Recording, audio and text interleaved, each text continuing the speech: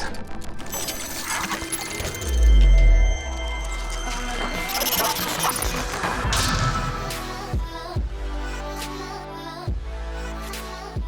Welcome back, guys, to another Clash Royale video. Today we're taking a look at this pretty weird Lava Hound deck that's actually working for me, and I'm winning with it on my second account in the Frozen Peak Arena. Now, I've got a lot of stuff to say about this deck because it is pretty unique, but let's go ahead here to a couple replays. Before that, though, take a look at what I found after winning one of the battles for one of the replays. I have my first super magical chest on the second account here. As you can see, 19 epics and 115 rares, up to 4,000 gold. So let me know in the comment section below if you guys want me to do a video on opening this chest. But let's go ahead here and take a look at those replays. So here we are, guys, facing off against a fellow level 8 inside the Frozen Peak Arena. Now, I need to take a moment here to explain the strategy behind this deck because it is pretty unique, as you probably have noticed already. But a lot of people have been asking me to do a video on a Lava Hound miner deck, but unfortunately, I don't have the miner and the Lava Hound on the same account, so I can't do that video yet. But this strategy plays very similar to a Lava Hound miner deck. With the Lava Hound miner strategy, you want to get that Lava Hound to the tower, and then once the Lava Hound is about to explode, then you send in the miner to tank the tower damage, allowing the lava pups to do good work for you on that tower. But this strategy plays very similar, and what you want to do is wait for the Lava Hound to explode, and then use that freeze spell to freeze the tower, freeze all the defensive troops, and maybe a defensive structure, allowing the lava pups to do work for you. Now, I know you're probably thinking that this deck has some pretty extreme weaknesses, like spells, for example. If somebody has an arrow spell, or a fireball, or a poison, then it pretty much takes out your entire Lava Hound push.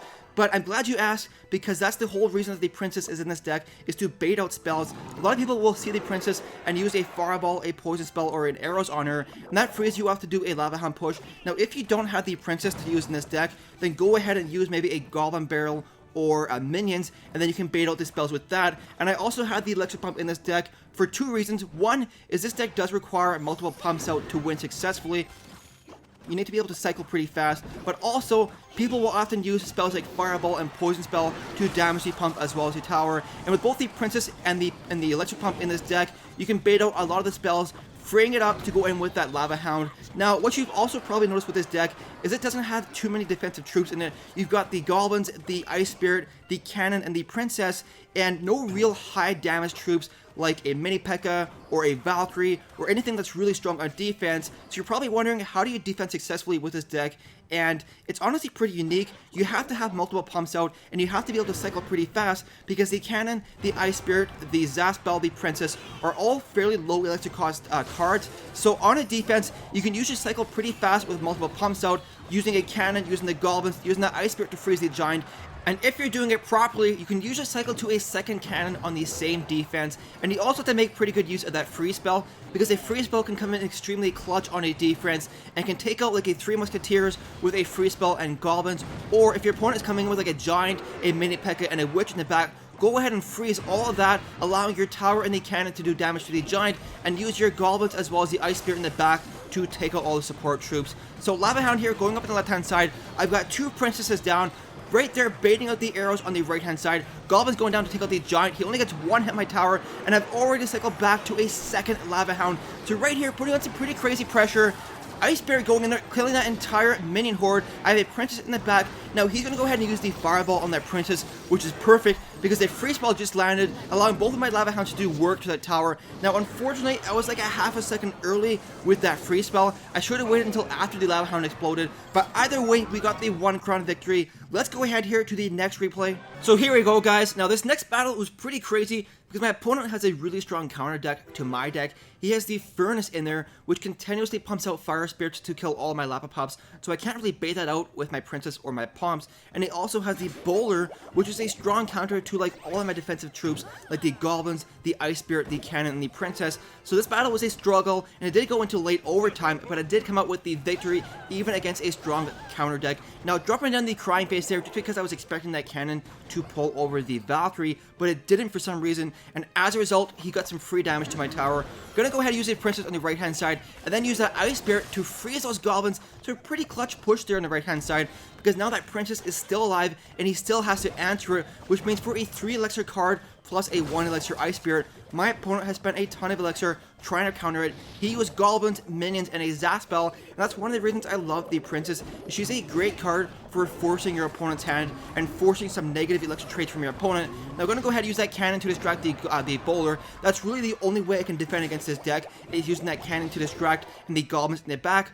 Or I have to rely on the freeze spell to freeze the bowler, sorry, and then use the goblins to kill it while it's frozen. So Princess doing work for me, killing that furnace. Gonna go ahead and use that Zap spell to kill those goblins. Like I said, when you're using a princess in your deck, it's extremely important to protect that princess because you can put on some pretty strong pressure and force your opponent's hand. Now we're gonna try and do a Lava Hound push on the right hand side, but unfortunately he drops down the bowler, which only attacks ground units, so I can't use that princess to support my Lava Hound to take out those minions. So I'm forced to give up on that Lava Hound push and defend against this bowler. Now, I was expecting that bowler to target the cannon, so I used those goblins a little bit too early and they did die, so kind of a mistake on my part. But Princess going down once again to take out all those goblins from the goblin barrel, and she's going to go up and put on some pressure for me, dropping down a third pump here. I think in this battle here, at one point I get 4 pumps down in the bottom of the base there, which is really important for winning with this deck. You don't really need 4 pumps out, but having like 2 pumps is ideal. So I'm going to cycle some cards here.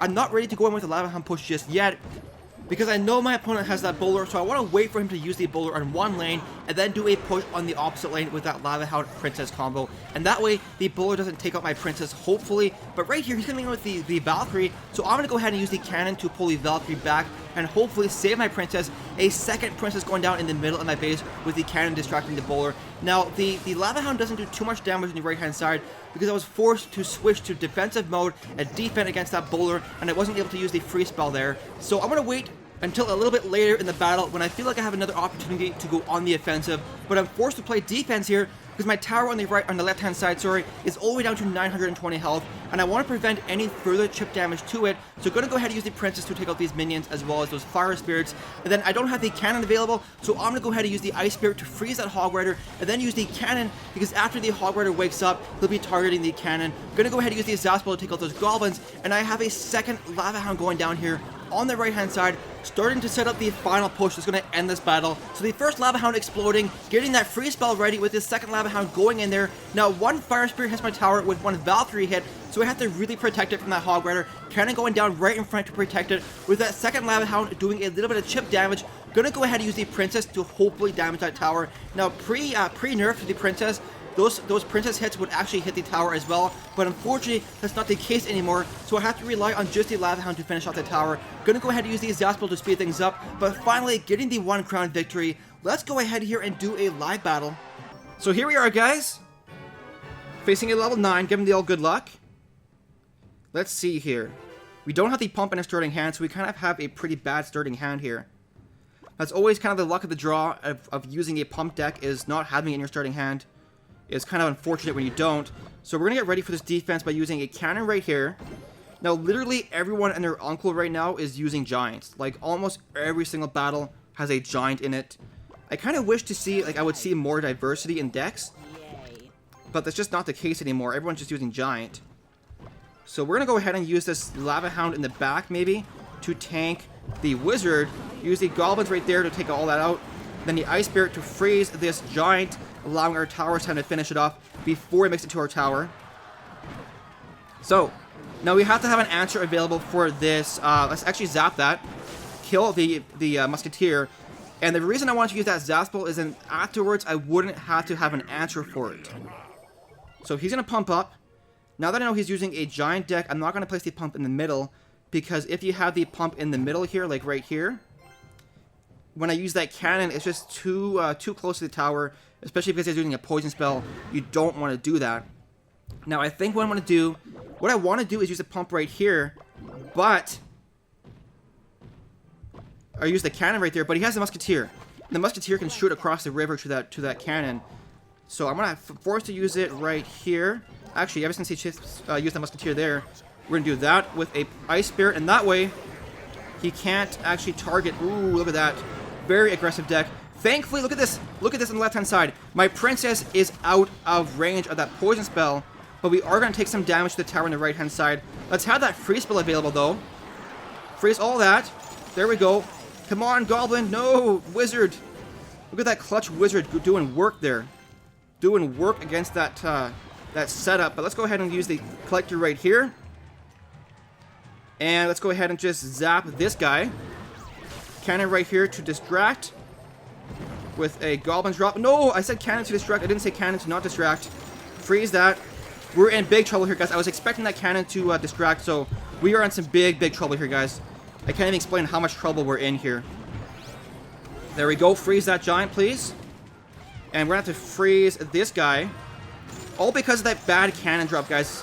That one cannon drop just really hurt me. Let's use that cannon right there to distract that. And unfortunately, with 20 seconds left, he has a good chance of winning this battle, guys. Unless we can do something immediately right here. With this. Ice Spirit to freeze. We need to cycle pretty fast here. Freeze this. Cannon right here.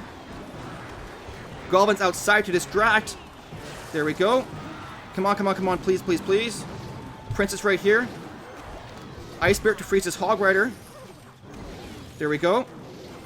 And there we go, guys. Let's see if we can freeze this tower as soon as this guy explodes. There we go. Freeze that. Zap spell. Come on, come on. There we go. Getting the victory. Oh my gosh, that was so close, guys. I almost lost that because of my bad cannon drop. If I didn't do that cannon drop, I probably would have won a little bit earlier. But nonetheless, we got the 1 crown victory. Anyways, let me know your thoughts on this deck in the comment section below. Thank you so much for watching, guys. I really hope you enjoyed the video. If you did, please show your support by liking the video. And if you want to see more strategy videos, make sure to subscribe. Thank you so much for watching again, guys. And we'll see you in the next video.